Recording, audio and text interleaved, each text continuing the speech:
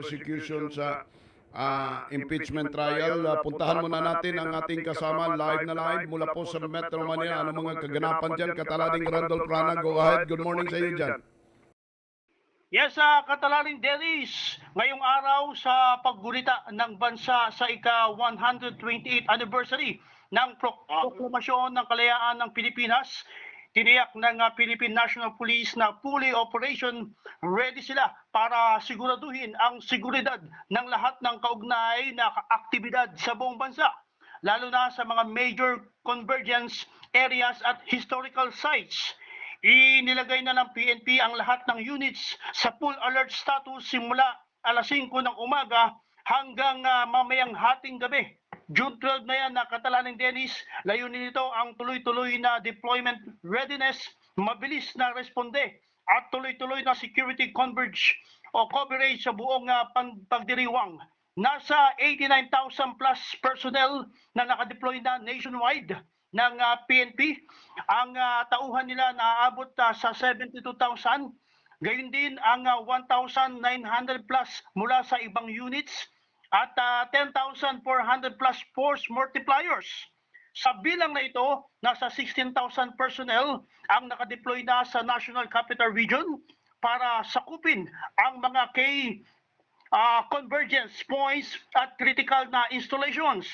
Strategically, naka-assign na ang mga tauhan dyan sa may Rizal Park na pangunahing puntahan ng mga ating mga kababayan upang magpahayag ng kanilang mga hinaing at panawagan.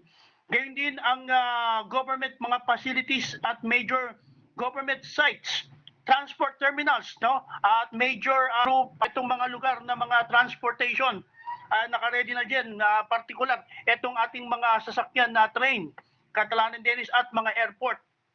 Gayun din yung mga public gathering areas na inaasahang dagsain ng mga tao.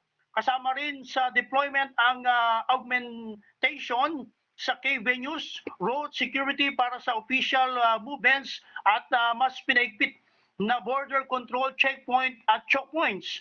Ayon kay PNP Chief Police General Jose Melencio Sinartatis Jr., ay fully prepared sila para mabigyan ng magandang seguridad ang pagdiriwang ngayong araw. Patuloy din ang coordination ng PNP sa LGUs, partner agencies at force multiplier para sa seamless security operation sa lahat ng rehiyon. At mas pinaigpit na seguridad ay bahagi ng PNP focused agenda sa ilalim ng Enhanced Managing Police Operations na pamumuno ng ating Pangulong Ferdinand Marcos Jr.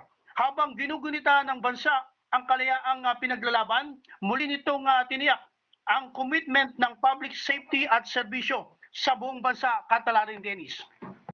Yan muna ang update report mula dito sa Metro Manila. Ako ang inyong Kataladi Randolph Rana.